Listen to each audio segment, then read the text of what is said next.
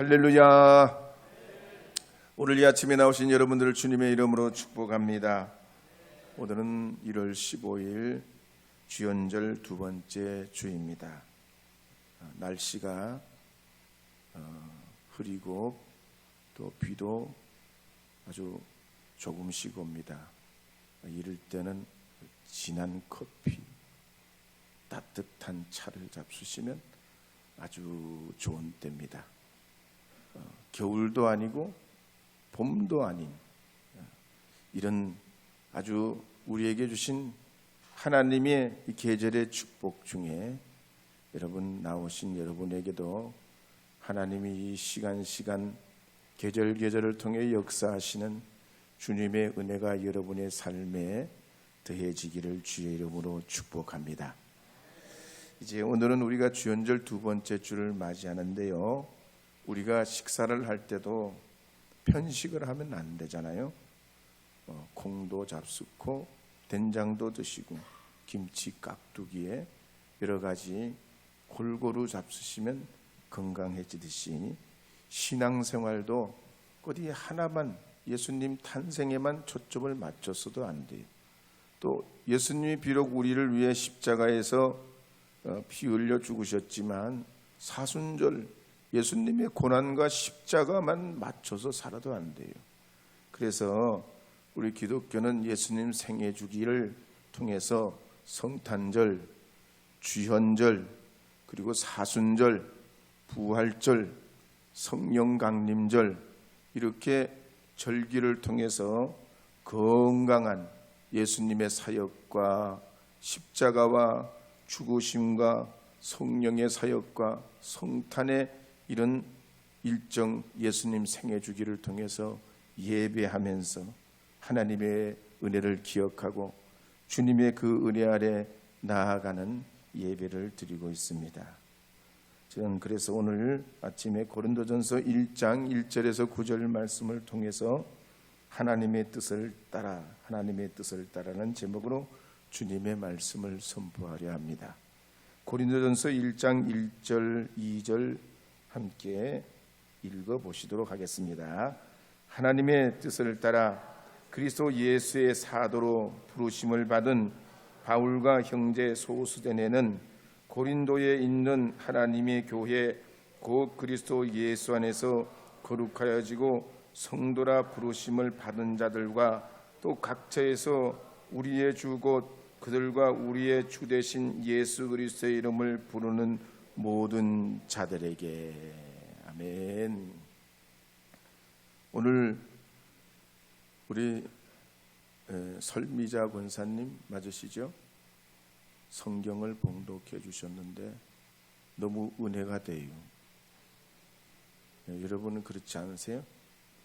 저는 우리 목회를 할 때마다 우리 평신도 교우들이 기도도 하시고 성경 봉독도 하시고 또 교회에 이런저런 예배에 참여하시고 또 주의 일을 위해서 이런 사회 활동도 하시고 여러 다방면에 그렇게 주님의 이름으로 행하는 모습이 굉장히 저는 감동스럽고 좋아요.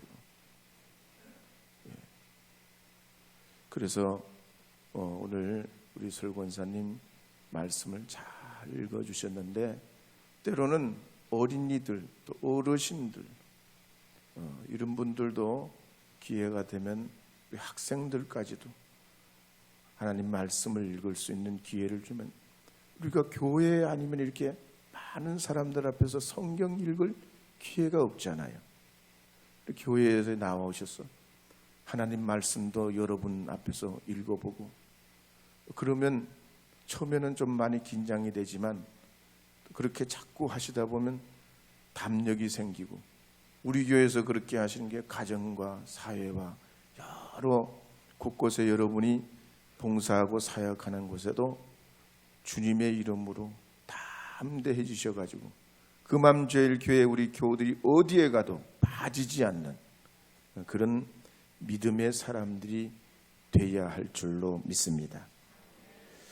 어쨌든 오늘 이 성경 고린도전서 1장 1절 이하를 읽었는데요, 이 말씀의 배경이 되는 고린도라는 도시는 그리스 남부 지역에 있는 상업 도시고 항구 도시입니다. 이것은 옛날부터 무역이 번성했던 곳인데 유대인들도 상당수가 살았고요. 또 부유한 사람들도 많았지만 반대로 그 사람들의 종노릇 노예 노릇하면서 사는 가난한 사람들도 굉장히 많았습니다. 더욱이 이 고린도에는 로마 제국에서 다른 도시와 마찬가지로 온갖 여러 신들을 섬기는 만신전이 있었고요.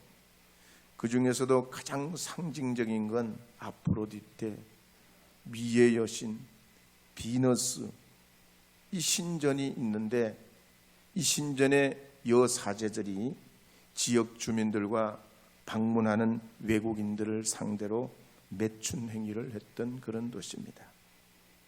그래서 고린도 지역 사람들은 새로운 지식과 문물을 숭상하면서 보이지 않는 하나님에 대해서는 의심을 품고 이혼과 재혼을 밥 먹듯이 하고 쾌락에 빠져 살았습니다.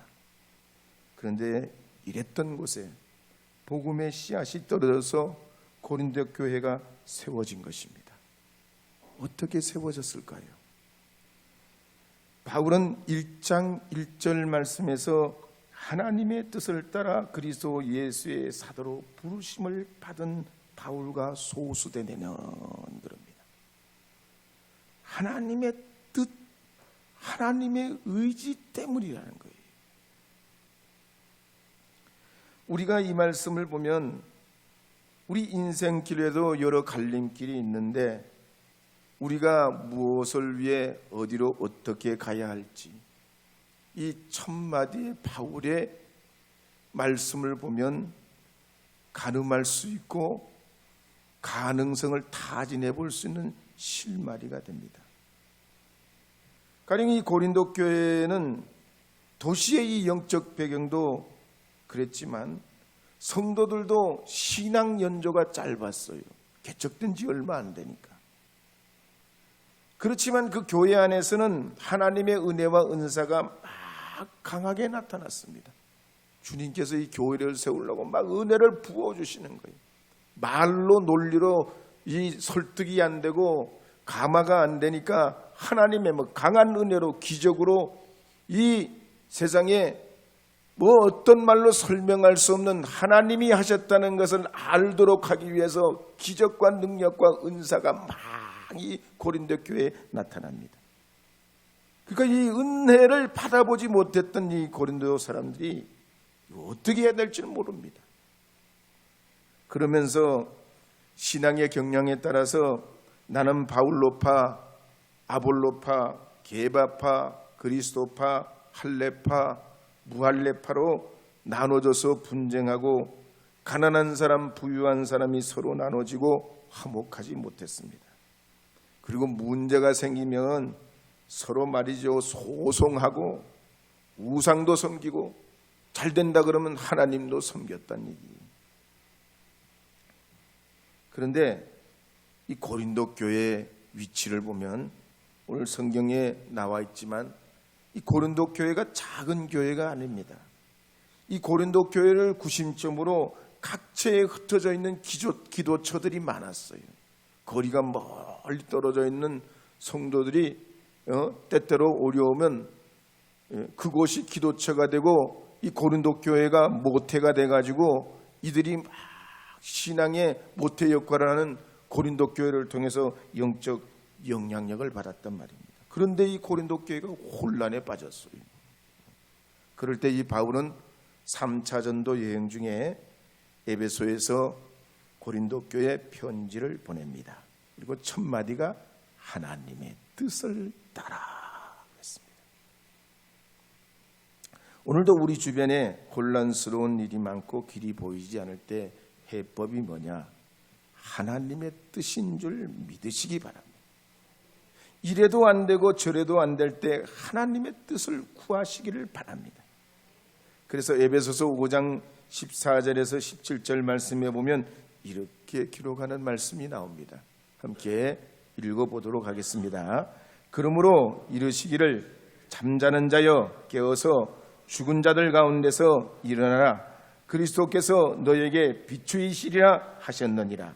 그런즉 너희가 어떻게 행할지를 자세히 주의하여 지혜 없는 자같이 하지 말고 오직 지혜 있는 자같이 하여 세월을 아끼라.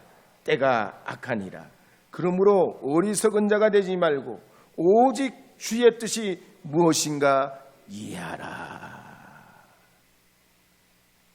1980년 12월 7일에 최윤정이라는 초등학교 3학년 학생이 교통사고로 하나님의 부르심을 받게 됐습니다. 이 최윤정이라는 학생은 본래 아이답지 않게 진짜 반석 같은 믿음으로 신앙생활을 잘했다고 그래요. 가령 엄마가 새벽 기도를 가면 아이가 어리니까 야, 넌 집에 있어라. 그러면 이 애가 새벽 기도를 안 가면 엄마가 새벽 기도 갔다 올 때까지 잠을 안 자고 혼자서 집에서 기도하는 겁니다.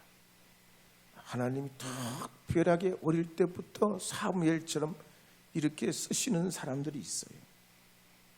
근데 어쨌든 이 윤정이가 갑자기 교통사고로 세상을 떠납니다. 참으로 이해할 수 없는 일이지요. 그런데 사고 당일날 이 윤정이가 학교를 가기 전에 엄마에게 편지를 붙여달라는 거예요. 근데 그 편지가 어떤 내용이냐면 이런 내용입니다.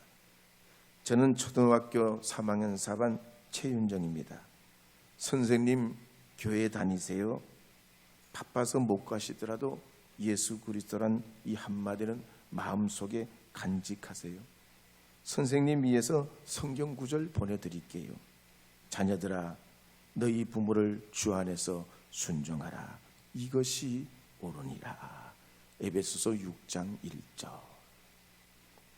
선생님은 이 최은정 학생이 소천한 후에 이 편지를 받고 너무 감화를 받아가지고 신자가 됐습니다.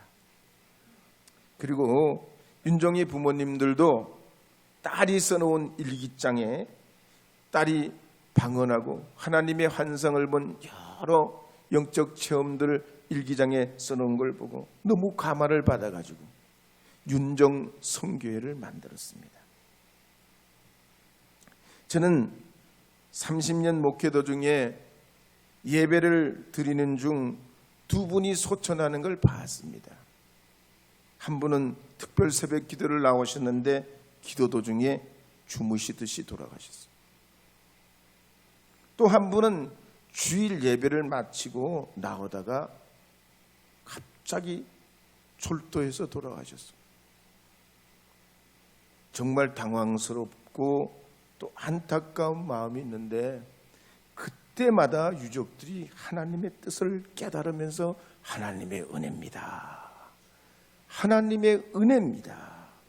지금도 전화를 주셔요. 오늘 본문에 나오는 동역자 소수데네도 그렇습니다. 소수데네는 본래 고린도 교회 회당장이었습니다. 근데 바울을 통해 성령의 은혜를 받고 회개하고 주님의 제자가 됩니다.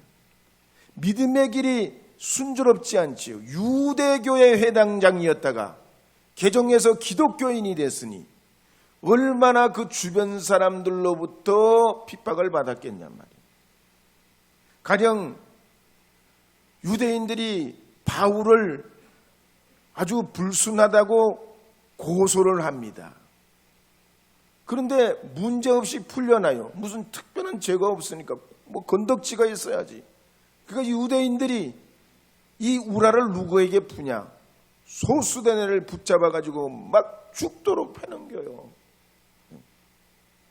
그런데 그런 가운데도 이 소수데네가 하나님의 뜻을 따라가고 어려운 문제들이 그렇게 많이 있었지만 포기하지 않습니다. 그러면서 이 바울과 함께 고린도 교회 위로의 편지를 보내는 거예요.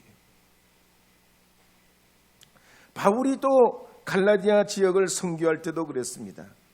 나름대로 계획을 세우고 실라와 디모데와 함께 에베소, 스무나, 빌라델비아, 라우디게아, 골로새, 사대, 버가모, 두아디라 지역의 교회를 세우려고 애쓰고 소아시아로 올라가서 복음을 전하려고 하는데 성령께서 뭐라고 합니까?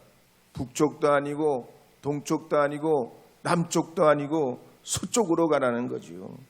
결국 이 바울이 서쪽을 향해서 드로아 해변에 도착했을 때 마케도냐 사람이 환상 중에 보이면서 우리를 건너와 도우라면서 그럴 때 바울이 어떡합니까? 주님의 뜻을 따라 드로아 해변에서 배를 타고 빌립보로 들어갑니다. 그러면서 세계 선교의 문이 활짝 열리게 되지요. 오늘 우리도 그렇습니다. 그리스도인이 된다는 건 우연히 된 것이 아닙니다. 하나님께서 우리를 택하셨기 때문이기에 요한복음 6장 44절 말씀에 보면 이렇게 기록하는 말씀이 있습니다. 요한복음 6장 44절입니다. 함께 읽어보겠습니다. 나를 보내신 아버지께서 이끌지 아니하시면 아무도 내게 올 수 없으니 오는 그를 내가 마지막 날에 다시 살리리라. 아멘. 그러므로 오늘 우리 사회도 그렇습니다. 그저께 이태원 참사에 대한 결론이 났지요. 사람들이 많이 밀려가지고 159명이 압살을 당했다는 겁니다. 정말 이해하기 어렵고 마음 아픈 사건입니다. 이런 때 우리가 어떻게 이걸 해야 될까요? 무엇으로 우리가 우리 사회의 이 문제들을 품고 나가야 될까요? 오늘 이 본문에 볼 것 같으면 하나님의 뜻을 깨달아야 할 줄 믿습니다. 그러면 우리가 하나님의 뜻을 깨달으려면 어떻게 해야 됩니까? 고린도전서 1장 4절에 보면 이렇게 기록하는 말씀이 있습니다. 고린도전서 1장 4절 함께 읽어보겠습니다. 그리스도 예수 안에서 너희에게 주신 하나님의 은혜로 말미암아 내가 너희를 위하여 항상 하나님께 감사하노니. 바울은 소개해드린 대로 고린도 교회가 문제가 많습니다. 향락의 도시요, 타락의 도시요, 음란의 도시요. 서로 분쟁하는 이 고린도 교회에 많은 탈과 문제가 많지만 어떻게 합니까? 문제가 많네, 교회가 이래가지고 안 되네, 그러진 않았어요. 항상 하나님께 감사했다는 거예요. 역사 고증에 따르면 이 고린도라는 도시는 작은 마을이 아니에요. 여행자들이나 상인들이나 선원들이 늘 들끓었고 토질도 거기가 남다른 곳이 있어서 도자기나 놋세공업을 했던 곳입니다. 무엇보다가도 그 고린도에는 한 시간에 1만 리터가 되는 샘이 솟아나는 샘물이 있고 인구만 해도 60만 명이에요. 2000년 전에 60만 명이. 우리나라 서울은 150년 전에 서울 인구가 20만 명이었습니다. 150년 전에. 그런데 이 고린도는 2000년 전에 60만 명이었어요. 그리고 얼마나 대단한 도시입니까? 근데 만약에 이 지역에 교회가 제대로 세워지기만 한다면 유럽 복음은 너무나 좋은 전초기지가 돼요. 그래서 바울은 2차 전도 여행을 위해서 3년을 보내는 중에 3년 중에 절반을 1년 6개월을 이 고린도에 머물면서 기도와 눈물과 정성을 쏟아서 교회를 개척합니다. 근데 처음에는 이 교회 개척이 진짜 안 돼요. 전도가 안 되고 다 포기해버리고 그냥 떠나고 싶을 때가 한두 번이 아닙니다. 그런데 그럴 때마다 눈물로 기도하면서 하나님의 도우심을 구하고 수고하고 애쓰고 땀 흘려 노동하면서 경비를 스스로 조달해가면서 어렵게 개척을 나갔습니다. 그런데 이 어렵게 세워진 이 고린도 교회가 말이죠. 이단 문제, 양극화 문제, 성적인 문제, 소송 문제, 우상숭배 문제, 성만찬의 문제, 은사의 문제, 가정불화의 문제, 독신의 문제, 신분의 문제, 분파주의의 문제, 이기주의, 온갖 문제로 뒤범벅이 되는 거예요.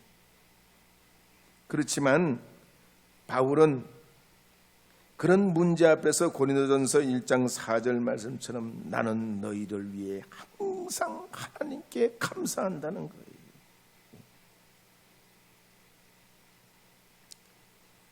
고 조영기 목사님 설교집에 보면은 50년 목회를 하는 동안 하루도 마음 편할 날이 없었다고 그래요. 끝없이 일어나는 영적 전쟁 가운데 성도들을 지켜내고 보호하는데 영적 싸움을 하루도 쉬지 않고 했어야만 했다고 그랬습니다. 그러나 끄트머리에 보면 뭐라고 했는고 하니 우리의 승리는 이미 결정되어 있다는 거예요. 우리의 이김은 주님이 다 이겨놓으셨다는 거예요. 비록 이 고린도 교회가 문제 많고 어려움이 많지만 그런 분투 가운데 하나님이 주님의 뜻이 이루어지도록 그들 가운데 역사해 주시고 주장해 주시기에 바울은 감사한다는 것입니다. 그러므로 오늘 이 아침에 나오신 여러분들께서도 어려움이 많고 문제가 있어도 이 바울처럼 감사보다 좋은 약이 없는 줄 믿으시고 하나님 앞에 감사하는 여러분 되시기를 주의 이름으로 축복합니다. 하나님은 우리를 도우시는 줄 믿으시기 바랍니다. 우리의 길을 열으시는 줄 믿으시기 바랍니다. 되게 하시는 줄 믿으시기 바랍니다. 우리에겐 소원이 하나 있네. 주님 다시 오실 그날까지 우리 가슴에 새긴 주의 십자가 사랑 나의 교회를 사랑케 하네. 주의 교회를 향한 우리 마음 희생과 포기와 가난과 고난 하물며 죽음조차 우리 막을 수 없네. 우리 교회는 이 땅의 희망 교회를 교회되게 예배되게 우릴 사용하소서. 진정한 부흥의 날 오늘 임하도록 우릴 사용하소서. 교회가 문제가 많지만 그래서 하나님의 은혜가 있으면 되기에 감사했던 겁니다. 두 번째로 바울은 교회에 어려움이 많았지만 온유하게 권면을 했던 걸 볼 수 있습니다. 그래서 고린도전서 1장 5절에서 7절 말씀해 보면 이렇게 기록하고 있습니다. 함께 읽어보겠습니다. 이는 너희가 그 안에서 모든 일 곧 모든 언변과 모든 지식에 풍족함으로 그리스도의 증거가 너희 중에 견고하게 되어 너희가 모든 은사에 부족함이 없이 우리 주 예수 그리스도의 나타나심을 기다림이라. 문제를 풀어가는 실마리를 칭찬과 격려를 통해서 하는 걸 볼 수 있습니다. 그들에게는 언변이 있고 지식이 있고 그래서 신앙의 확증이 견고하고 은사도 있고 예수님을 기다리는 일이라 이렇게 칭찬합니다. 성경에 보면 믿음의 조상 아브람 아들 이삭도 온유한 성품을 가졌지요. 가령 이삭은 가나안 땅에서 양떼 소떼가 늘어날 때 블레셋 사람들이 시기를 합니다. 이삭이 판 우물을 메우고 이삭을 쫓아냅니다. 그러자 이삭은 다른 곳으로 가서 이사해서 또 우물을 파지요. 그러니까 그들이 또 뒤쫓아와서 우물을 빼앗고 행패를 부립니다. 그렇지만 이삭은 다투지 않아요. 그래서 창세기 26장 22절에 보면 이렇게 말씀합니다. 함께 읽어보겠습니다. 이삭이 거기서 옮겨 다른 우물을 팠더니 그 이름을 루어봇이라 하여 이르되 이제는 여호와께서 우리를 위하여 넓게 하셨으니 이 땅에서 우리가 번성하리로다 하였더라. 그러니까 이 말씀을 자세히 보면요, 이삭이 이렇게 어떻게 보면 쫄자 같잖아요. 예? 들이붙어서 싸워서 이기든지 코피를 내든지 다리를 걸어 잡아뜨리든지 해야 되지. 예? 그래야 무슨 남자 같은 거 아니에요? 예? 그래야 무슨 패기가 있는 사람 아니에요? 근데 자세히 성경을 보면요, 이삭이 이렇게 비겁자처럼 쫄자처럼 뒷걸음질 치는 것 같은데 이 모습에 블레셋 왕 아비멜렉이 감동을 받습니다. 그래서 창세기 26장 28절에 보면 이렇게 기록하는 내용이 나옵니다. 함께 읽어보겠습니다. 그들이 이르되 여호와께서 너와 함께 계심을 우리가 분명히 보았으므로 우리의 사이 곧 우리와 너 사이에 맹세하여 너와 계약을 맺으리라 말하였노라. 이삭이 뒷걸음질 치는데도 우물을 파면 또 거기에 물이 나와요. 뒷걸음질 치는데도 잘 되는겨. 온유한데 잘 되는 거예요. 그러니까 불신자인 이 블레셋 사람 아비멜렉이 이삭을 통해서 하나님의 살아계심을 어떻게 발견하냐? 이삭을 아무리 미워해도 이삭은 안 싸우는겨. 온유하게만 나오는 거예요. 오늘 우리가 살아가는 세상도 그렇지 않습니까? 세상 사람들이 살아계신 하나님을 어떻게 언제 발견합니까? 우리 믿는 사람들이 세상에서 악다구니처럼 싸워서 한치의 양보도 없이 그렇게 그냥 피투성이가 되도록 살아갈 때 그 사람들이 우리를 통해서 예수님을 발견합니까? 아니면 우리가 말이죠, 예수님처럼 십자가에 매달려 너는 살고 나는 죽는다 그럴 때 예수님을 발견합니까? 전자입니까? 후자입니까? 절대로 전자가 아니에요. 패대기 치고 이겨서 예수님을 발견하고 깨달았다, 넌 주님의 사람이다 그러는 적이 없어요. 이삭처럼 말이죠, 온유한 자를 통해서 하나님의 살아계심을 나타내는 줄 믿으시기 바랍니다. 그래서 성경에 보면 바울도 그랬습니다. 바울이 예수님 만나기 전에는 얼마나 거칠었습니까? 자비가 없고 피 한 방울 안 나는 냉혈 인간이었습니다. 그런데 탐욕의 세계에서 예수님, 부활하신 예수님 만난 후부터 눈물이 많아지고 형제를 위해서 희생하고 자신을 기꺼이 내어주는 순교자가 됩니다. 민수기 12장 3절 이하에도 보면 모세도 그랬지요. 애굽의 궁궐의 왕자로 살 때는 이 모세가 얼마나 혈기왕성합니까? 그런데 호렙산에서, 시내산에서 하나님 만난 후부터는 달라져요. 그의 얼굴에 광채가 나고 온유함이 모든 사람에게 모범이 됐다고 합니다. 그래서 민수기 12장 3절에 보면 이렇게 기록하는 말씀이 있습니다. 함께 읽어보겠습니다. 이 사람 모세는 온유함이 지면의 모든 사람보다 더하니라. 여러분 세상에 나가서 그리스도의 위대한 종으로 살기를 원하신다면 오늘 이 모세처럼, 바울처럼, 이삭처럼 온유한 믿음의 사람들이 되시기를 주의 이름으로 권면합니다. 그러면 우리가 어떻게 해야 이 온유한 삶을 살아갈 수 있겠습니까? 주님의 뜻을 이루는 온유한 사람이 되겠습니까? 시편 37편 11절에 보면 이렇게 기록하는 말씀이 있습니다. 함께 읽어보겠습니다. 풍성한 화평으로 즐거워하리로다. 하나님 가만히 안 계신다는 얘기죠. 하나님 지경을 넓혀주셔요. 온유하게 살아간다고 우리 삶이 위축되고 손해나는 게 절대 아니라는 거예요. 하나님이 확장시켜 주셔요. 주님이 우리 배후에서 역사해 주셔요. 여러분 그런 믿음 가지고 세상에 나가서 주의 이름으로 온유한 믿음의 사람들이 되시기를 주의 이름으로 축복합니다.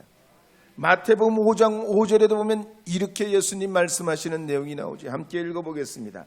마음이 온유한 자는 복이 있나니 그들이 땅을 기업으로 받을 것임이요. 그래서 이런저런 걸 종합해 보면 온유한 거는 이게 타고나는 게 아니에요. 심성이 본래 그래서 그렇게 된 게 아니에요. 바울을 보더라도 믿음의 사람들을 보면 예수님 만나서 성령 통해서 변화된 성품이 은혜 받아서 얻게 되는 영적인 성품이란 얘기죠. 그래서 세들백 교회의 설교 목사님 톰 할러데이가 쓴 예수님의 인간관계 원칙이라는 책에 보면 온유한 성품이 되려면 6가지 원리를 소개합니다.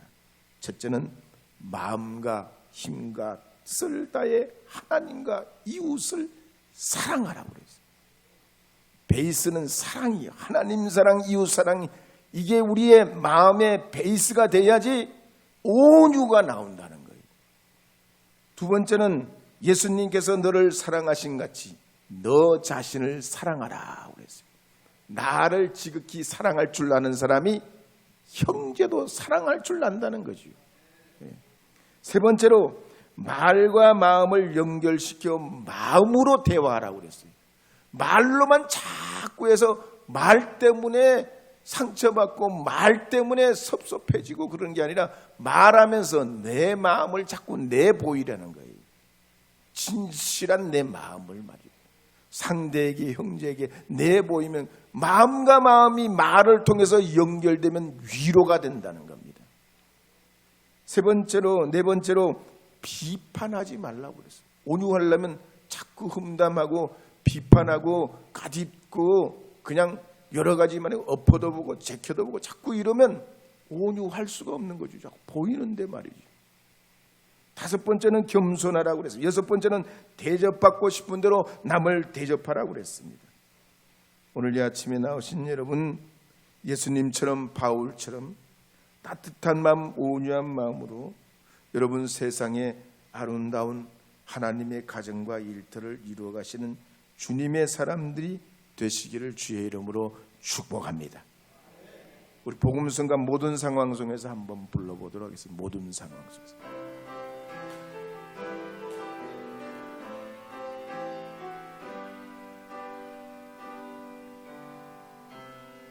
모든 상황 속에서 주를 찬양할지라.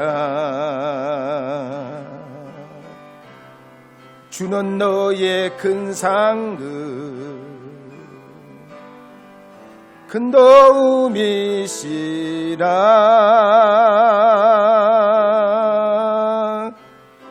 능을 구할 때 주의 영을 부사 그 신사랑 안에서 주를 보게 하소서.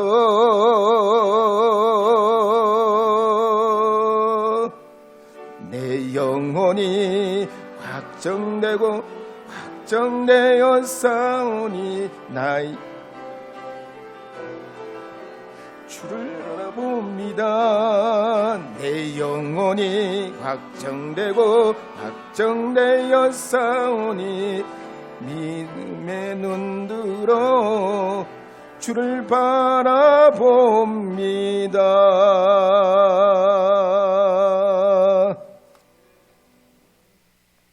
오늘 우리가 살아가는 이 사회에 고린도 교회 이상으로 문제가 많습니다. 정치, 경제, 사회, 문화 여러 문제들이 겹겹이 쌓여 있습니다. 그럴 때 우리 믿는 믿음의 사람들은 하나님의 뜻 모든 상황 속에서도 주님의 뜻을 바라보면서 신실하신 주님이 우리 삶을 회복시켜 주시고 도와주시고 이끌어 가시는 줄 믿고 믿음으로 긍정하며 승리하는 하나님의 사람들이 되어야 할 줄 믿습니다.